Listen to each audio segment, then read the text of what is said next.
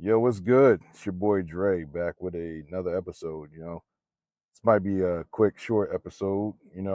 Just a lot of busy things going on in the sports world today. So just wanted to just cover this real quick. As of 42 minutes ago, the NFL trade deadline has passed. So pretty much 15 deals went down today. So Chase Young, he got dealt from the Commanders to the 49ers. Montez Sweat also got traded from Washington. He got traded to Chicago. Leonard Williams got traded to Seattle. Notably, Devontae Adams and Jalen Johnson from the Bears, and Daniil Hunter from the Vikings, and Brian Burns, who he was the subject of trade talk like the majority of the year, and Patriots edge rusher John Uche were not traded. So pretty much, Rasul Douglas, he got traded from Green Bay to Buffalo. Donovan Peoples Jones, he got traded. Where did he get traded to? I think he got traded to Detroit. Ezra Cleveland, he got traded from Minnesota. Josh Dobbs, he went from Arizona to Minnesota. Contavious Street, he got traded yesterday. He got traded to Atlanta. Kevin Byard, yeah, he got traded to my Eagles for Terrell Edmonds and two draft picks. McCole Hardman, he had got traded. Well, he got traded like last week, but he got traded from the Jets back to the Chiefs. Van Jefferson, I didn't even realize he was still in the league. I believe he got traded like last week or something. Um, these are all the people who got pretty much traded like during the season. Randy Gregory, he went from Denver to San Francisco. Chase Claypool, I don't even know where the fuck he got traded to. That boy ass. J.C. Jackson, he got traded back from, but he got traded from the Chargers back to the Patriots, and Cam Akers had got traded from the Rams to the Vikings. And pretty much like with Cam Akers, he pissed me off because I mean it's no fault of his own, but I had money going up with the 49ers and the Vikings game, and I just needed Madison to get like three catches out of the backfield, and this motherfucker got like two. He needed three, but like during the game, like they kept giving him the majority of the action to Cam Akers. I'm like, yo, what the fuck, man? Like, throw the ball to Cam Akers. I mean, throw the ball to Madison real quick so I can get my money. I ain't get my money, but anyway, my ticket was fucked up anyway because San Francisco ended up losing that fucking game. Lost to prime time Kirk Cousins. And then a week later, primetime Kirk Cousins gets hurt against Green Bay. Go figure. That's the NFL, man. Yeah, so Donovan Peoples Jones, he went from Cleveland to Detroit. Rasul Douglas went from Buffalo to no, he went from Green Bay to Buffalo. Um, the Vikings traded Ezra Cleveland to the Jaguars, which is actually kind of surprising because he's a good young offensive lineman, and I don't know why they would trade him, but that's Minnesota for you. Minnesota stays doing stupid shit.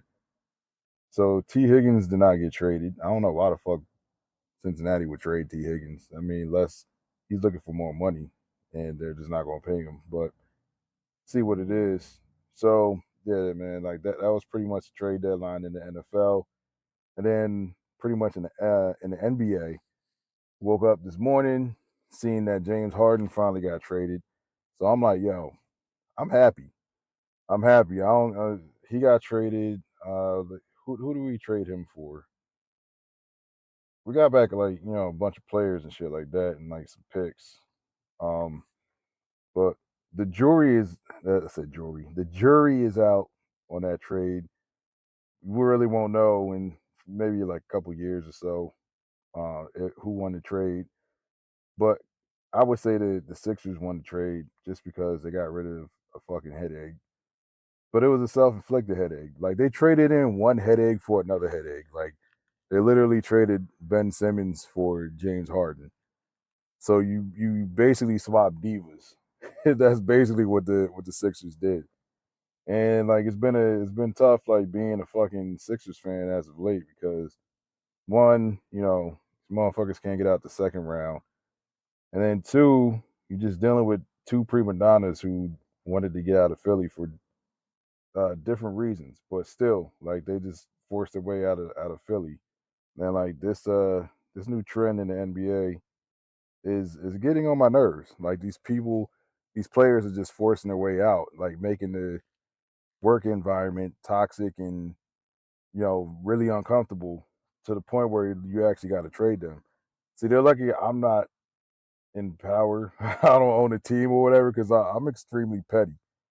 I'm petty. Like I'll sit your ass down and figure out a way to like not pay you legally. You know what I'm saying? I'm pretty sure there's a loophole around there, but yeah, pretty much. The Clippers got James Harden and they got PJ Tucker, which I'm glad they got. We got rid of PJ Tucker too because that boy is booty cheeks. I don't know if it's because he was like 37, 38 by the time we got him, but it's just like my man is just out here. I feel like he finessed the Sixers or whatever. Like I'm not gonna knock the hustle because I'm not gonna knock how someone gets their bag. But if you're not helping us win, like get the fuck off the team. You know what I'm saying? Go do that shit somewhere else. So pretty much like he's like a good defender. That's cool and everything, but when you're 4-on-5, when this motherfucker ain't hitting corner threes, when he's not knocking them shits down, he's a fucking offensive liability because he don't do anything else. Like what else does PJ Tucker do? He might grab some rebounds and shit, but that's about it. So when them corner threes ain't falling, this boy is booty cheeks. So they got PJ Tucker, then they got Philippe Petrusev. I don't even know what the fuck that is, really, to tell you the truth. He went to Gonzaga. Yo, I never even heard of Buddy over at Gonzaga. what the what, what the how does this nigga get to the league, dog? Like Philippe Petrusev. I don't even understand how he's 6'11". That's how he got to the league. There ain't too many 6'11" motherfuckers walking around. All right, so that's why he's in the league. Because some of these people like it's just like, yo, how's this dude in the league? And then you just realize how tall they are. Then like, oh, okay, all right, that's how he got in the league. He's just tall. He's a tall ass motherfucker. So the Sixers get Marcus Morris. Which Morris twin was? Did we actually have a Morris twin in Philly at one time? I don't know. It's either Marcus or Markeith. One of them motherfuckers. I can't tell them. I can't tell them apart.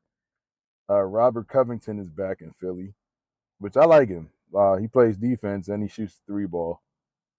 Nick Batum, he's hit or miss. Like he can hit threes and then he be shooting like straight bricks. And KJ Martin, Kenny Martin's son. And we got a 2028 unprotected first round pick, two second round picks. I don't know if the second round picks are for this season, and a 2029 pick swap, and an additional first round pick that will be routed from a third team. So the unfortunate part is we had to waive Danny Green to make a roster spot for this, make a roster space for this trade. So pretty much, we'll see if the Clippers can finally put it together and make an actual, like, make it to the finals, and see if they could challenge Denver. Because I don't think the Lakers will. Like, Lakers can't get they the past couple years they can't get shit together.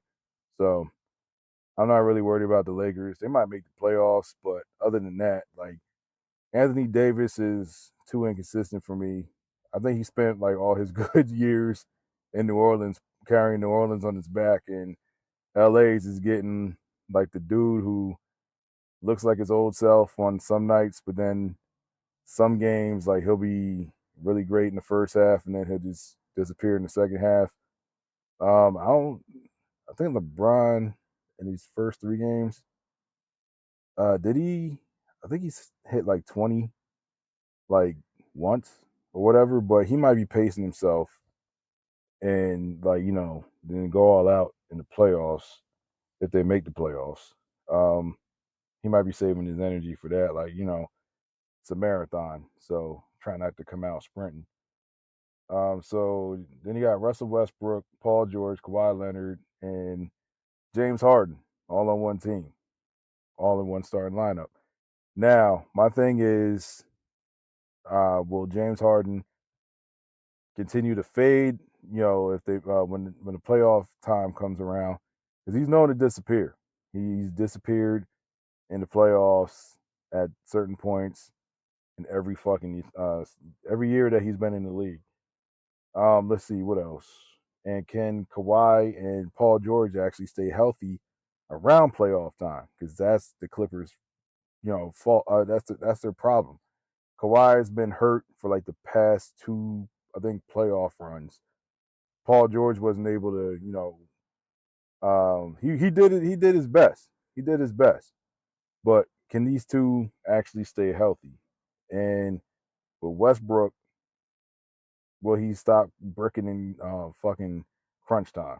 That's those are the questions that need to be answered. But we're not gonna really know shit until that time comes around when June rolls around. Then we're gonna see what happens. Now Tyrese Maxey and whatchamacallit's absence, he's been balling. In Harden's absence, he's been balling. So he's ready. I feel like he's ready to take the next step. This is like his third year in the league, so I think he's ready to take the next step. As a matter of fact, he won Player of the Week. And Joel Embiid, just needs to keep doing Embiid things, but we need you to stay healthy in the fucking playoffs too, my guy. Like, you're not off the hook. So, we need you to stay healthy. It would have been nice if we could have got Terrence Mann, but we couldn't get Terrence Mann. So James Harden's on the last year of his contract, and he's 34 years old. So you couldn't expect Daryl Morey to get a great deal for James Harden, just where he's at in his career right now. And then on top of that, he's forced his way out of three teams within the last like 3 or 4 years. So it's not a good look. So we'll see what happens now that he's back at home, because he's from California. So we'll see what happens with that. Um, but the way he handled like the situation to get out of Philly, like, shit is just ridiculous. Like, he pretty much called Daryl Morey a liar for not trading him. But I'm just like, all right, so Daryl Morey, he's not completely absolved of this whole situation, because he kind of created this shit, because he was asking for a lot. He was asking for a lot for James Harden. I'm like, yo, maybe about 7 years ago, you could have got a fucking king's ransom for James Harden, but you're dealing with 2023 James Harden. And the dude who keeps going up and down with the fat suit and all that stuff. So, like, yeah, you're asking too much for the current James Harden. You know what I'm saying? But yeah, so that's the sports for right now, and hopefully, the Sixers continue to play good basketball, because I think they're like, what, 2-1 right now. No, let me check real quick. Let me check the standings real quick.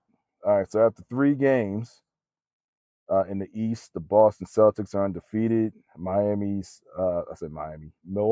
2-1. Orlando's 2-1. I actually watched the end of the Orlando Lakers game yesterday, and they lost by 3. So Indiana's 2-1, Philly's 2-1, Detroit's 2-2, Chicago's 2-2, Atlanta's 2-2, Cleveland's 1-2, and Brooklyn's 1-2. The Knicks, Hornets, and Wizards are all 1-2. Miami's 1-3, and Toronto is 1-3. So yeah, Toronto's been ass since they won the chip. So they sacrificed that one. They sacrificed their future for that one year where they won the championship with Kawhi, and then Kawhi just bounced. So Denver's 4-0 in the West. Dallas is 3-0. Golden State's 3-1. OKC is 3-1. Phoenix is 2-1. Sacramento's 2-1. The Clippers are 2-1. New Orleans is 2-1. The Lakers are 2-2. Minnesota is 1-2. San Antonio is 1-2. Utah is 1-3. Portland's 1-3. And the two winless teams in the league right now are the Houston Rockets and the Memphis Grizzlies. So without Ja Morant, the Memphis Grizzlies are butt cheeks right now, and he's going for like another. What are they going for? He's going for like another 19 games because I think he got a 25 game suspension. Is it 25 or is it 50? I think it's 25. Oh, let me check real quick. Um, yeah, so yeah, John Morant will be back. He's scheduled to be back December 19th. So I believe it's like a 25 game suspension. So yeah, man, that's pretty much it for the sports. And yeah, so that's it. And I'll get back to you with another segment. Peace. All right, so a day after recording my original NFL trade deadline story, pretty much some more NFL breaking news. Pretty much Josh McDaniel and the GM of the Raiders, they both got fired. And the Raiders will be starting Aiden O'Connell at quarterback over Jimmy Garoppolo, who has been absolutely butt cheeks this year. That boy has been ass. So I guess it's easy to be a good NFL quarterback or a decent looking NFL quarterback when you got weapons at your disposal like Brandon Ayuk, Debo Samuel. Was he on the? Yeah, he wasn't the starting quarterback when was he when Christian McCaffrey got there. But we're he led the San Francisco 49ers to a Super Bowl appearance. What was it, 2019? And thought like the future would be bright for him, but shit ended really, really bad over in San Francisco. They drafted Trey Lance to take over for him. Trey Lance eventually took over. Then he broke his damn ankle. Brock Purdy got his chance, and he hasn't let that starting quarterback job go so far. So Aiden will be their quarterback headed forward. The interim coach for the Raiders will be Antonio Pierce. He was promoted from linebackers coach, and assistant general manager Champ Kelly has been elevated to interim GM.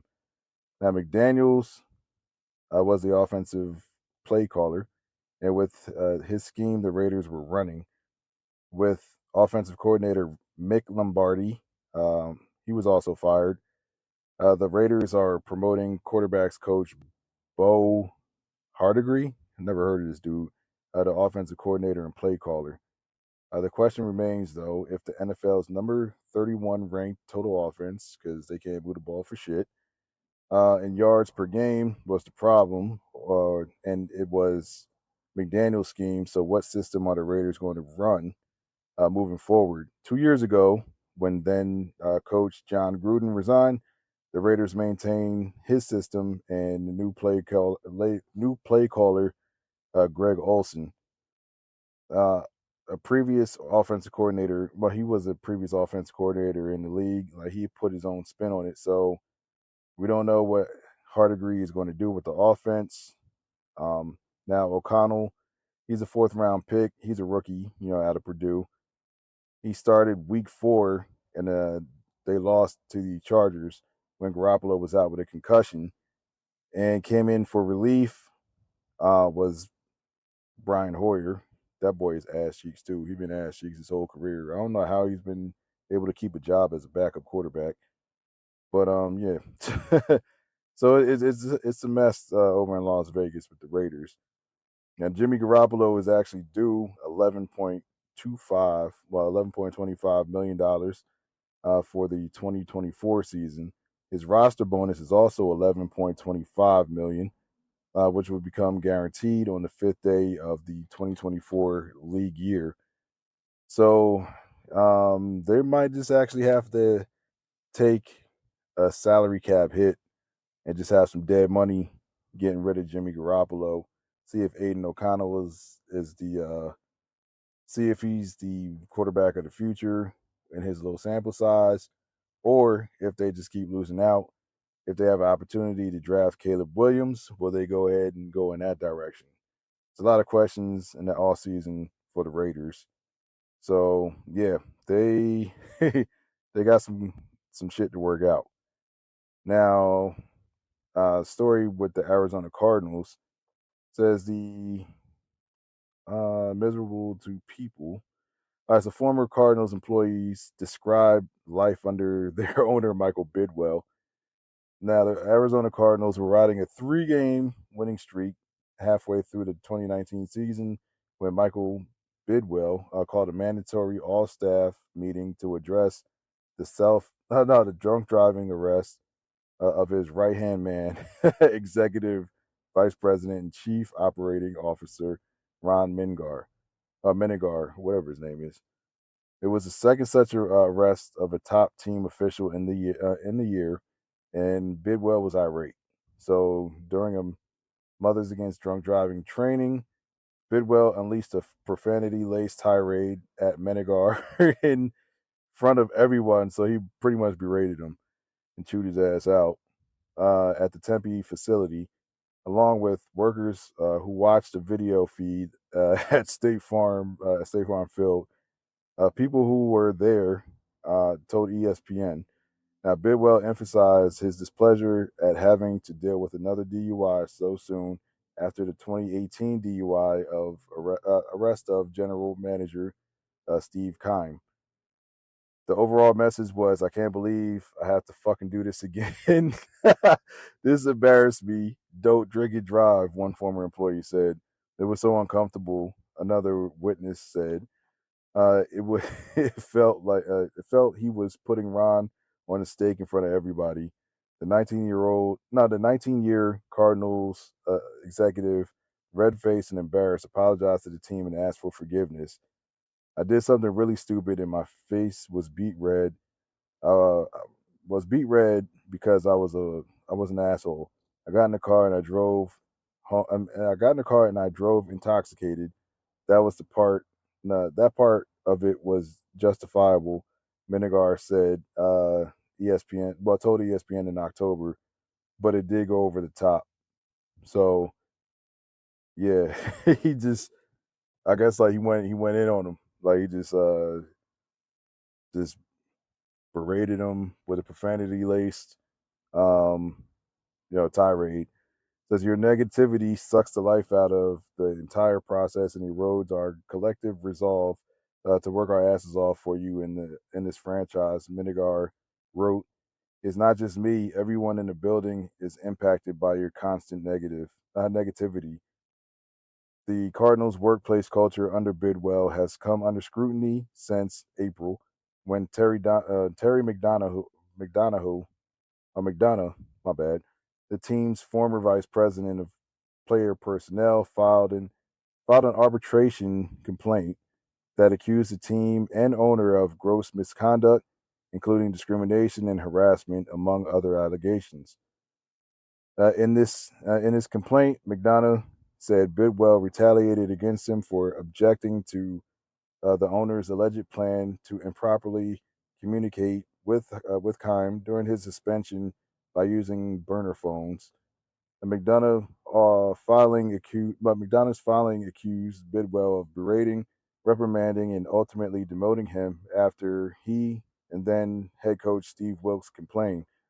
The Cardinals have strongly denied McDonough's allegations, calling them outlandish. Regarding the burner phone allegation, the team said that another executive had, quote, interfered with the protocol of that suspension, and that Bidwell took swift action.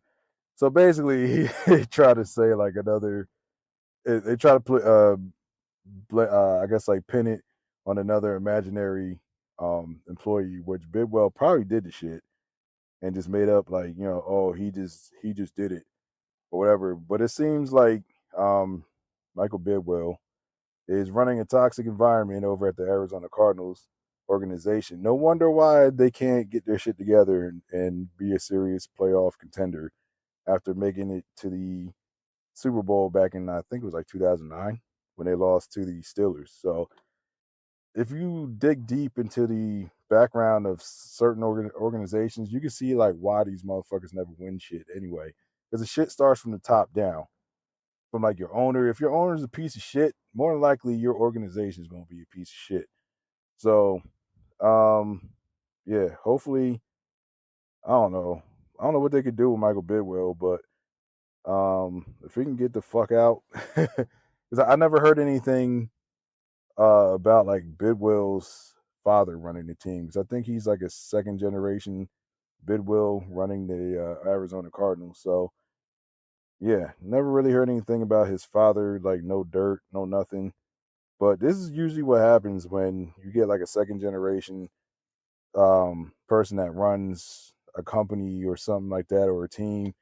Usually like the kid is an asshole because they probably are grown up privileged and just think that they can just do whatever the fuck just because they got money. But yeah, this is an interesting story coming out of the NFL, so I just thought I'd cover these two stories as well. But yeah, hopefully the Arizona Cardinals get their shit together, but they probably won't.